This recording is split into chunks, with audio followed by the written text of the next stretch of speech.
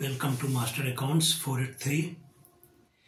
अभी हम एक डिसोल्यूशन का क्वेश्चन करने जा रहे हैं एंड आपको पता होगा कि डिसोल्यूशन में 3 अकाउंट बनता है: realisation account, partners capital account and cash और बैंक अकाउंट।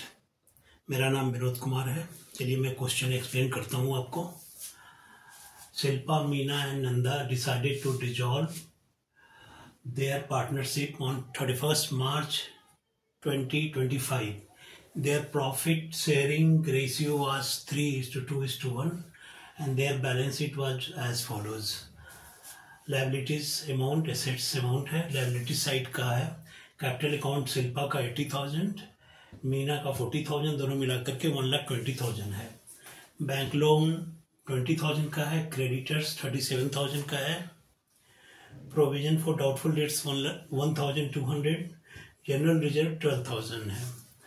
इधर एसेट साइड में land 81,000, stock 56,700, debtors 18,600, Nanda's capital 23,000 and cash 10,840।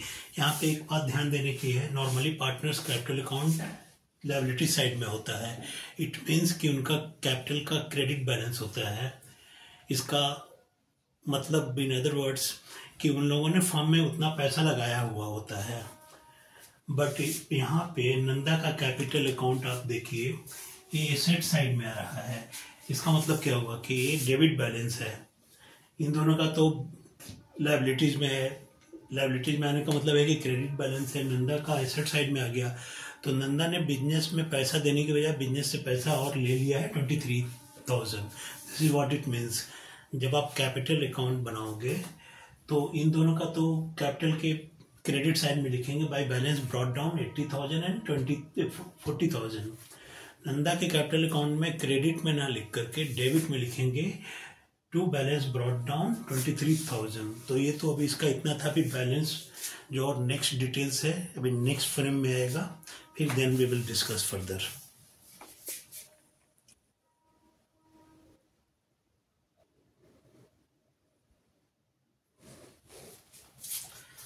Okay, अब आगे बढ़ते हैं। वैसे ये क्वेश्चन टी.एस. अग्रवाल बुक का है। मेरे पास में ओल्ड एडिशन है, but this is question number 24। तो आप आगे पीछे करके देख लेना, क्वेश्चन आपको मिल जाएगा। अगर नहीं भी मिलेगा तो मैंने तो यहाँ पे लिख ही दिया है। अब it is agreed as follows. The stock of the value of ₹41,600 are taken over by Shilpa for ₹35,000। Clear है? And she agreed to discharge bank loan. The remaining stock was sold at 14,000 and debtors amounted to ₹10,000, realized ₹8,000. Land is sold for 1,10,000. The remaining debtors realized 50% at their book value. Cost of realization amounted to ₹1,200. There was a typewriter not recorded in the books worth ₹6,000, which were taken over by one of the creditors at this value. Prepare realization account, partners capital account and cash account to close the books of the firm. Clear है? फिर भी थोड़ा हिंदी में भी explain कर देता हूँ आपको। स्टॉक 41,600 का शिल्पा ने ले लिया है 35,000 पे एंड सी ऑल्सो एग्रीड, उसने बैंक लोन को भी डिस्चार्ज करने के लिए बोला है। बैंक लोन को भी उसने टेक ओवर कर लिया है। द रिमेनिंग स्टॉक, जो बचे हुए स्टॉक थे, वो 14,000 पे सेल हुए हैं। एंड डेटर्स अमाउंटेड टू 10,000 के डेटर्स 8,000 उनसे मिला। लैंड को 1,10,000 में सेल किया है और जो बचे हुए डेटर्स थे वो उनसे 50% ही मिला है। बुक वैल्यू का 50% मिला जो बचे हुए डेटर्स थे। कॉस्ट ऑफ रियलाइजेशन 1,200 रुपया है। एक टाइपराइटर था जो कि बुक्स ऑफ अकाउंट्स में रिकॉर्डेड नहीं था, वो 6,000 का था। उसको एक क्रेडिटर ने ले लिया है इसी वैल्यू पे 6,000 रुपये पे ले लिया है। इसका मतलब ये हुआ कि क्रेडिटर को आप 6,000 रुपया कम पे करेंगे। ये prepare realisation account, partners capital account and cash account as it is. अब चलिए रियलाइजेशन अकाउंट पहले बनाते हैं।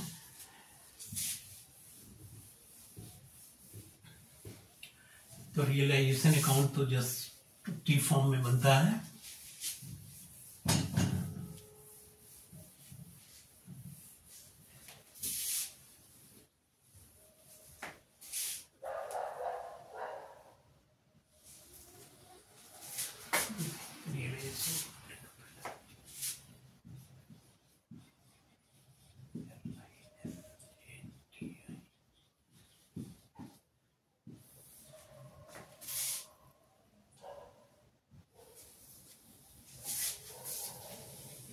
मैं पर्टिकुलर्स वगैरह नहीं लिख रहा हूँ, सीधे ही बना रहा हूँ क्योंकि जगह कम है फिर।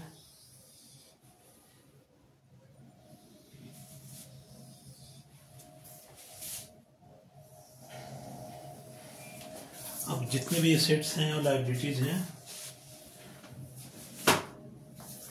उसको ट्रांसफर करना होता है बुक वैल्यू पे। तो एसेट्स को हम इधर लिखेंगे, लायबिलिटीज को इधर लिखेंगे। टू सन्ड्री एसेट्स करके, या तो इंडिविजुअली भी लिख सकते हैं। चलिए इंडिविजुअली लिख देते हैं। टू लैंड,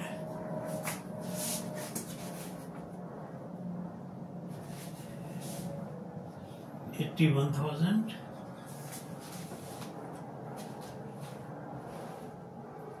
चलिए बुक में, आपके बुक में ये किया हुआ है कंबाइंड करके, तो मैं भी कंबाइंड ही कर देता हूँ। टू सन्ड्री एसेट लिख करके फिर करता हूँ।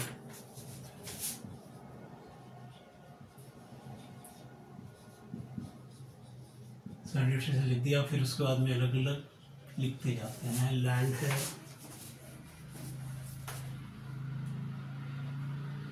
$81,000।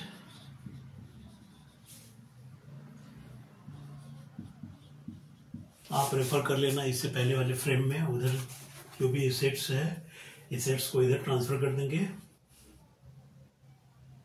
56,700 डेटर्स,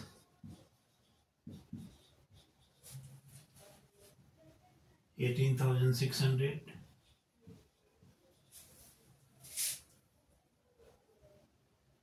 और तो नहीं आएगा, ना ही नंदर्श कैपिटल आएगा, ना ही कैश आएगा। तीन ही आइटम है तो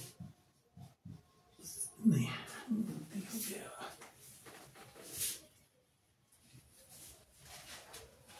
सात छः 13 के 3 बाकी, 1 1 1 2 6 2 8 8 16 के 6 बाकी, 1 8 1 9 9 5 14 1 15 156 300। ये तो हो गया एसेट साइड का। अब लायबिलिटी जो है उसको we will transfer here this side by bank loan.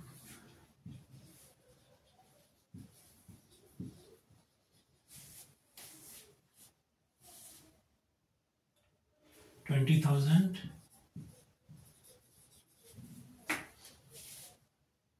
creditors,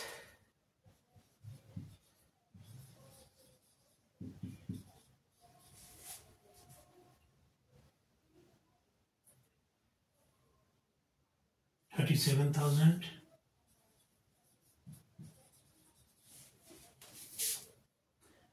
provision for doubtful debts,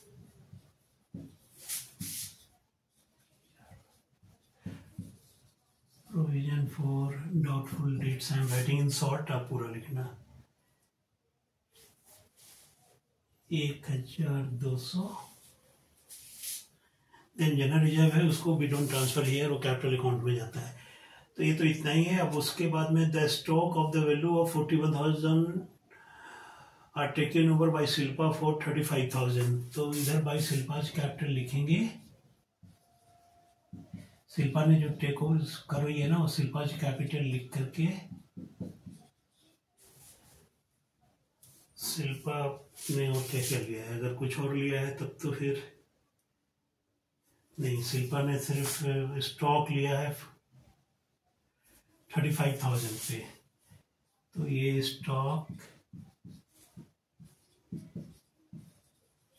35,000, 41,600 के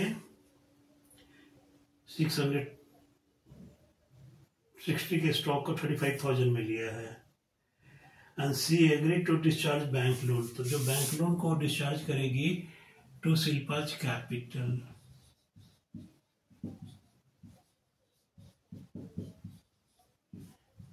ये बैंक लोन के लिए,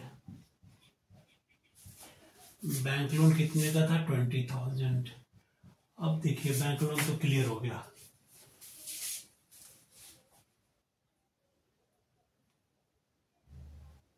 the remaining stock was sold for 14,000 by cash लिख लेते हैं।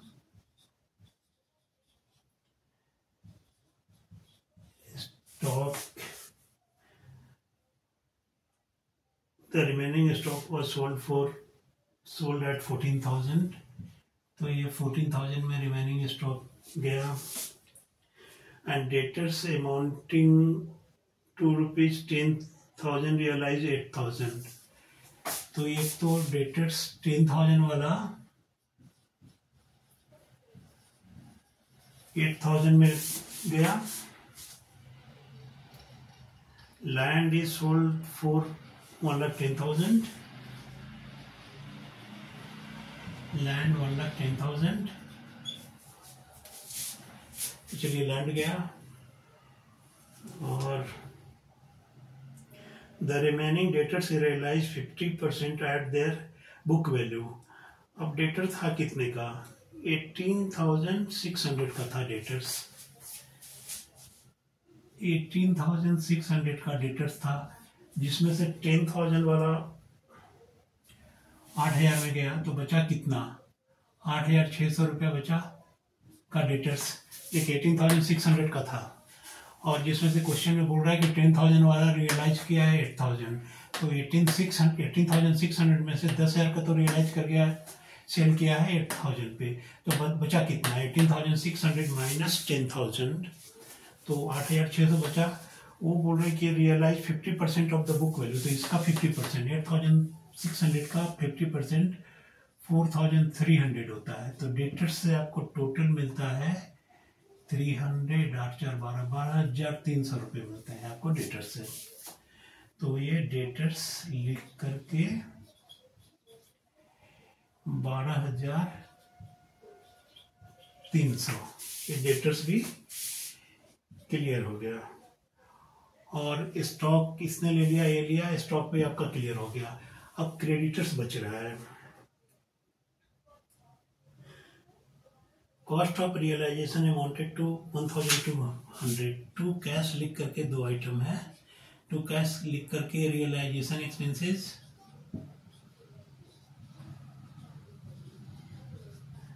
1,200 एंड क्रेडिटर्स को पे करना है 37,000 का था, जिसमें से बोल रहे हैं कि स्टॉक एक टाइपराइटर 6,000 का था, जो कि 37,000 का क्रेडिटर है आपका, उसमें से एक को टाइपराइटर दे दिया 6,000 का, तो बचा कितना? 31,000 का क्रेडिटर्स आपको पे करना है। तो क्रेडिटर्स यू आर पेइंग 31,000, तो ये 200, 32,200, बस इतना ही है। देखिए आपका लैंड हो गया, स्टॉक हो गया, डेटर हो गया, बैंक लोन शिल्पा ने ले लिया, क्रेडिटर्स को पे कर दिया, प्रोविजन फॉर फुल डेट्स किसी को देना नहीं है आपको, उसका कुछ नहीं होगा। अब इधर करेंगे, ये आ गया 300, 4, 2, 6, 3, 1,36,300, ये 156, 2 लाख इधर है, 50 टोटल करके देख लेते हैं। आई थिंक ये साइड ज्यादा है,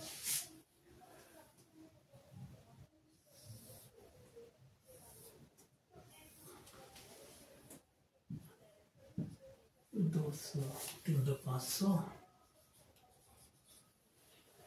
7, 1, 8, 5, 13, 13, 6, 19 के 9 बाकी 1 2 1 3 3 6 3 9 3 12 के 2 बाकी 1 1 1 2 इधर है 229,500 और यहाँ अब तक का टोटल है 3 2 500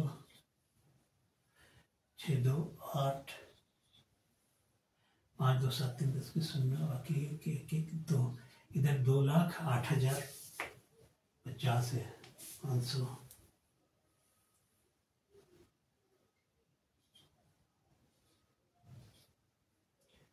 8 1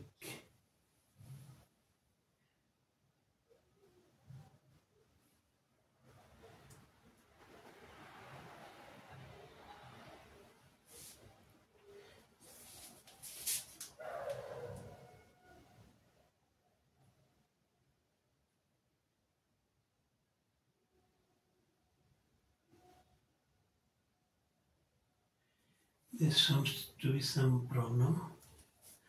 मैं चेक करता हूँ इसको।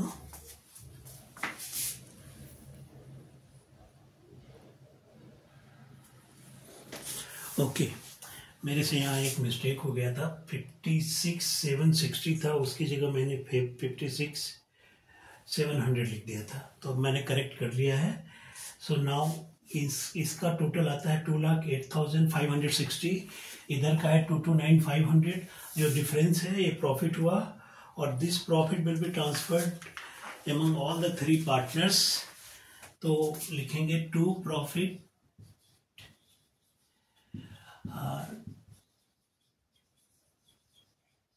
ट्रांसफर टू 3 पार्टनर हैं शिल्पा मीना एंड नंदा। शिल्पा मीना एंड नंदा इनका प्रॉफिट सेविंग रेशियो है 3:2:1 20,940 को मैंने डिस्ट्रीब्यूट कर लिया है 3/6 मतलब हाफ तो इसका है 10,470 शिल्पा का हो जाएगा देन मीना का हो जाएगा 6,980 और लास्ट वाले का नंदा का हो जाएगा 3,490 1/6 है इसका 3,490 ऐसे लिख करके ये हो गया। तो मैंने अपने कैलकुलेशन के लिए किया था 2940 आप यहाँ लिख लो 2940 और ये वाला टोटल आप लिख लीजिए 229,500 229,500 ये थोड़ा आपका रियलाइजेशन अकाउंट। अब मैं इसके कैश अकाउंट का डिटेल से लिख लेता हूँ। I will let this for working note नहीं जब उनके कैपिटल अकाउंट को बनाऊंगा तो चाहिए होगा। तो कैश में इधर है 1,36,300 तो इधर का कैश है और इधर का कैश है 32,200 और शिल्पा के कैपिटल में तो 35 शिल्पा का जो कैपिटल है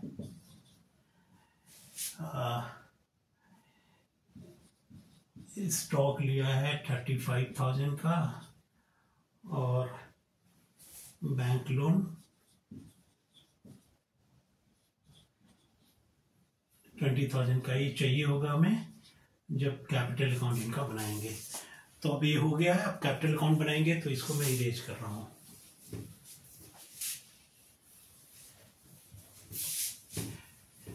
ये मैंने बेसिक आपको बताया है। अगर जनरल एंट्री बोलेंगे तो जनरल एंट्री भी आप बना सकते हो। उसको मैं नेक्स्ट वीडियो में एक जनरल एंट्री के साथ में रियलाइजेशन अकाउंट कैसे बनाते हैं that I will make it. अब भी पार्टनर्स कैपिटल अकाउंट तो देयर आर 3 पार्टनर्स तो उनका कंबाइंड बना लेंगे। 3 पार्टनर हैं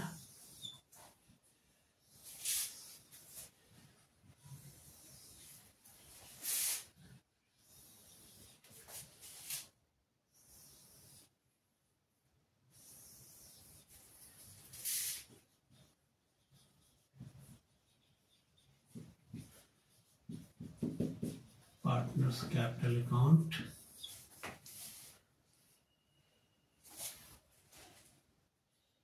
शिल्पा मीना, शिल्पा मीना, शिल्पा मीना, शिल्पा मीना, और एक और का नाम है नंदा।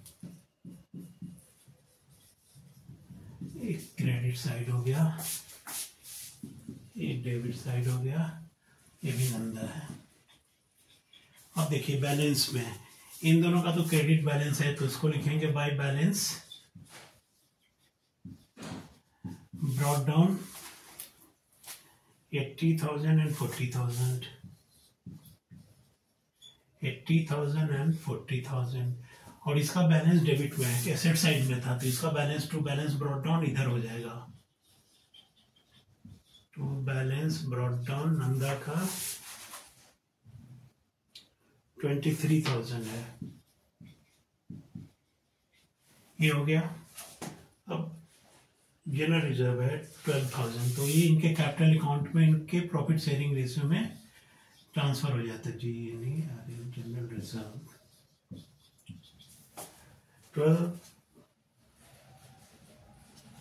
12,000 है, 3:1, 3:2:1, 3/6 में 6,000, 4,000, 2,000। रिवैल्यूएशन प्रॉफिट हुआ था, तो रियलाइजेशन प्रॉफिट हुआ था, तो बाय रियलाइजेशन करके जो भी प्रॉफिट होता है पार्टनर्स के कैपिटल के क्रेडिट में आता है। 10,470, 6,980। देखिए मैंने पहले वर्किंग आउट के लिए लिख लिया था, तो इसको I am using it now, it is easier. 3,490। अब शिल्पा ने स्टॉक टेक ओवर किया था 35,000 में, तो टू रियलाइजेशन करके लिखेंगे। रियलाइजेशन अकाउंट शिल्पा के कैपिटल अकाउंट में 35,000 का लिया था, और बैंक लोन टेक ओवर किया था, तो by again realisation this is for bank loan taken over by Shilpa, 20,000 का लिया था। बस इतना ही है। स्टॉक लिया था, she agree to discharge bank loan,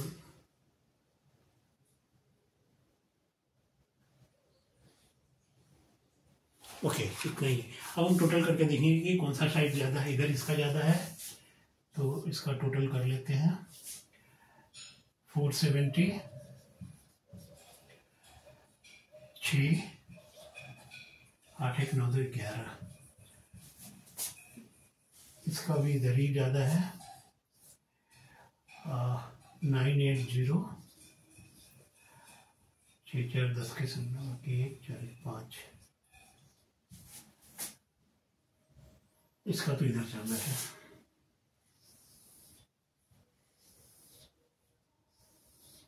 इसका 23,000 इधर ज़्यादा है। तो पहले इसका क्लियर करते हैं। 1,16,470, तो जो बचेगा वो इसको payment from has to pay to cash account करके पेमेंट होगा। तो 470, 5, 1, 6, 8, 3, 11 के एक बाकी, 8, 3, 11, 81,470 या 81,470 firm will pay Shilpa. Meena का तो 50,980 है, 50,980। ये पूरा का पूरा 50,980 will be paid to Meena. Check भी कर रहा हूँ कि सही है कि नहीं। 50,980 या ओके इज करेक्ट। अब इसका ये साइड ज़्यादा है, तो इसको लेके आना है नंदा को बाय कैश। देखिए इन दोनों का तो इधर ज़्यादा था, तो इधर का टोटल किया, जो बैलेंसिंग फिगर था वो टू कैश किया। इसका डेबिट में ज़्यादा है, तो डेबिट वाला इधर 23,000 लिख लेंगे, और जो भी बैलेंसिंग फिगर होगा वो कैश के थ्रू एडजस्ट करेंगे। तो देखिए 0 है, तो 0, 9, 10 के 0 बाकी 1, 4, 1, 5, 5, 10 के 0 बाकी 1, 2, 3, 3, 6, 7, 6, 13 के 3/1 17,510 या ओके, दिस आल्सो टैलीज। तो ये हो गया आपका partners capital account. Total final payment made to Sheela नहीं है, शिल्पा है। माय गॉड, मैंने शीला लिख दिया है, तो दिस इज शिल्पा। शिल्पा को फर्म पे करेगी 81,470, मीना को 50,980 and Nanda has to bring 17,510। अब पानी पीता हूँ भाई, उसके बाद में आने का कार्यक्रम। एक दफ़ा देख लो आप, अगर आपको जो नहीं समझ में आ रहा है वो तो आप पूछिएगा मेरे से, कमेंट में एक्सप्लेन करूँगा।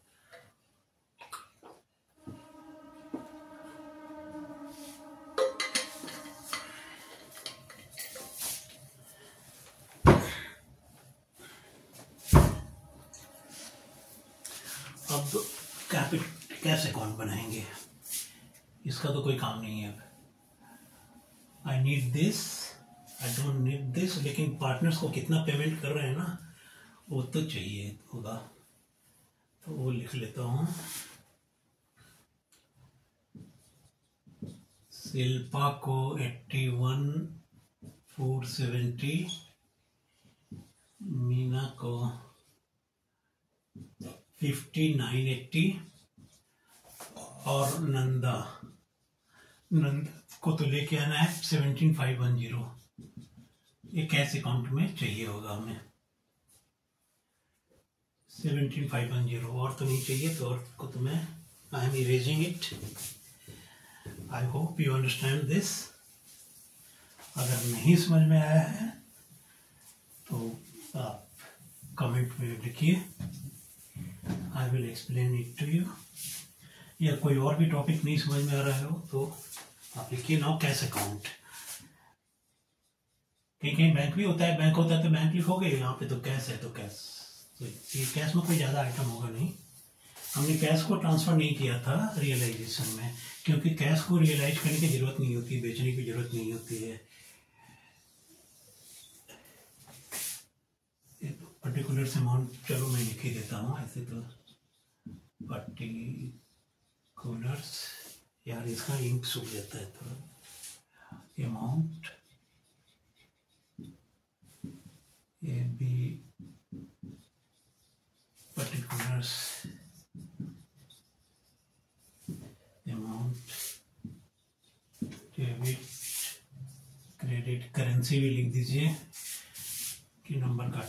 ये हो गया, आप बैलेंस लिखेंगे। कैश का हमेशा डेबिट बैलेंस ही होता है, जो भी एसेट साइड में होता है उसका डेबिट बैलेंस होता है। डेबिट बैलेंस का मतलब उस अकाउंट के डेबिट में टू बैलेंस ब्रॉट डाउन लिखेंगे, ये है इसका डेबिट बैलेंस का मतलब। And as per book debit पे 10,840 है जी। अब रियलाइजेशन में कैश जो सेल हुआ था एसेट्स, उससे आया था रियलाइजेशन। मैंने पहले ही लिख लिया था, 136,300। ऐसे ही रियलाइजेशन एक्सपेंसेस का जो पेमेंट हुआ था, और एक और आइटम जो क्रेडिटर्स का पेमेंट हुआ था वो 32,200 है, तो उसको भी बाय रियलाइजेशन। देखिए रियलाइजेशन में 2 कैश इधर आया था, तो अब कैश में बाय रियलाइजेशन करके इधर आ जाएगा उल्टा साइड। अगर रियलाइजेशन में कैश इधर लिखा तो कैश में रियलाइजेशन इधर आएगा, और जो रियलाइजेशन में कैश इधर लिखा था जिस अमाउंट से, वो this is coming here this side. Just उल्टा उल्टा क्रॉस हो रहा है, सो इजी।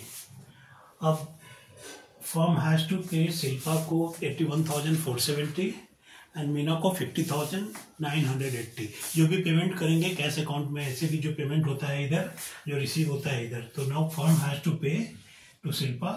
तो बाय शिल्पाज कैपिटल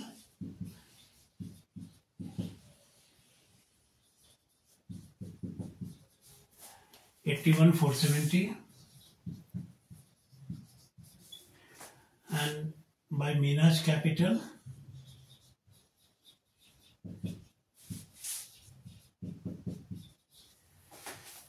5980.